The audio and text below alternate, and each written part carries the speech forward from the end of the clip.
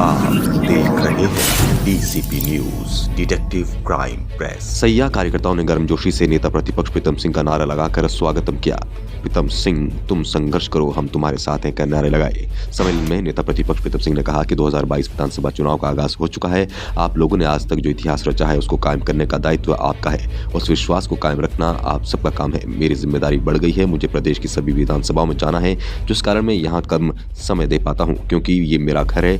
मुझे आप लोगों पर विश्वास है। भाजपा सरकार की नाकामी को आम जनता तक पहुंचाने का काम आपका है। कांग्रेस कार्यकर्ताओं ने हाथ उठाकर पूर्ण सहयोग का आश्वासन दिया। नेता प्रतिपक्ष ने भाजपा की डबल इंजन की सरकार को नाकामी करार देते हुए विकास के नाम पर जनता को गुमराह करने के सिवाय कुछ नहीं किया। कांग्रेस प्रीतम सिंह ने कहा कि कांग्रेस सरकार ही विकास कर सकती है और विकास के प्रति सोच भी रखती है। 2017 में जब भाजपा की सरकार बनी तो नारा दिया था किसानों की आय 2022 तक दुगुनी होगी। आय दुगुनी तो क्या, किसानों के लिए 3 काले कानून बना डाले। भाजपा सरकार ने सिर्फ और सिर्फ गुमराह करने का काम किया है। 2022 में कांग्रेस पूर्ण बहुमत के साथ आएगी और सरकार बनाएगी। कैमरामैन रवि वर्मा के साथ रिपोर्टर शांति वर्मा, डीसीपी न्यूज उत्तराखंड। ये अब हमारे चुनाव की तैयारी है। अभी आप समझ लीजिए आने वाले समय में विधानसभा का चुनाव है और ये हमारे चौनसार बावर के कांग्रेसियों के लिए, उत्तराखंड के कांग्रेसियों के लिए एक उपलब्धि भी है कि एक ज़मीन से जुड़ा हुआ आदमी आज इस वक्त आने वाला है कि इस प्रदेश का नेतृत्व कर सकता है। उनका नाम श्री प्रीतम सिंह है। प्रीतम सिंह हमारे क्षेत्र के विधायक हैं जो ज़मीन से जुड़े हुए हैं, जिन्होंने हमेशा चौनसार बावर के विकास की बात की है। और आज जो चक्राता विधानसभा किया, पूरा सहसपुर तक मैं कहूँ या मैं पूरा प्रदेश ही कहूँ, अगर धरातल पर कोई भी सरकारी कार्य है तो वो कांग्रेस की देन है। चौनसार बावर में जो भी विकास का कार्य धरातल पर है वो श्री प्रीतम सिंह जी या उनके स्वर्गीय पिता गुलाब सिंह जी की देन है, कांग्रेस सरकार की देन है। ये सब इन्होंने किया है और इनका जीत निश्चित है। इसी आगे की तैयारी के लिए आज की सभा का आयोजन हमने किया था। बिल्कुल हमारी रणनीति एकदम तैयार है, क्योंकि हर गांव में, हर कस्बे में, हर खेड़े में प्रीतम सिंह मौजूद है। हर कार्यकर्ता प्रीतम सिंह के रूप में मौजूद है। प्रीतम सिंह जी ने राजनीतिक छवि और राजनीतिक कार्य ऐसा किया है कि उन्होंने किसी भी कार्यकर्ता को ये एहसास नहीं होना दिया कि वो प्रीतम सिंह नहीं है।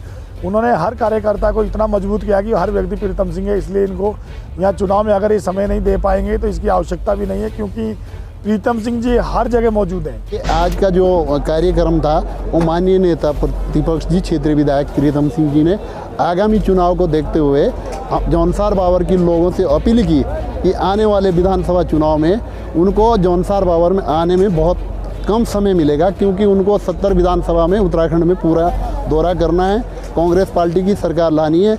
इसलिए उन्होंने अपने कार्यकर्ताओं को आगाह किया है कि आप स्वयं प्रीतम सिंह बन के चौनसार बावर के में काम करेंगे।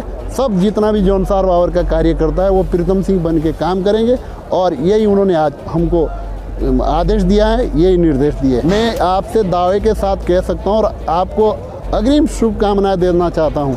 मासूम महाराज जी का आशीर्वाद और दिल्ली से हाईकमान का आशीर्वाद और चौनसार बावर की जनता का आशीर्वाद माननीय नेता प्रतिपक्ष जी को मिल चुका है, क्योंकि एक तरफी कांग्रेस और मैं विपक्ष में जो साथी हैं उनसे भी कहना चाहता हूं, क्यों ना इस बार वो पुराना गुलाब सिंह जी का इतिहास दोहराया जाए, क्यों ना इस सीट को इस बार निर्विरोध के रूप में उत्तराखंड में पेश की जाए, चौनसार बावर का एक अलग पहचान बनाई जाए। क्योंकि हमारे जो नेता हैं उनकी इस बार विधायक की कोई लड़ाई नहीं है, विधायक में कोई उनके सामने टिकने वाला नहीं है। उनकी इस बार उत्तराखंड में प्रदेश की बागडोर संभालने के लिए भावी मुख्यमंत्री आप कह सकते हैं 2022 में मार्च में माननीय प्रीतम सिंह जी। बताए ना प्रधानमंत्री जी, कभी किसी भाजपा के नेता पर आज तिथि तक कहीं पर कोई हमला हुआ, कोई शहादत भाजपा के लोगों ने दी? ना तो स्वतंत्रता संग्राम में कोई योगदान न रहा और ना ही उसके बाद इस भाजपा का कोई योगदान राष्ट्र के लिए। अरे हम कांग्रेस के लोग हैं जिन्होंने अपना सब कुछ खोने का काम किया।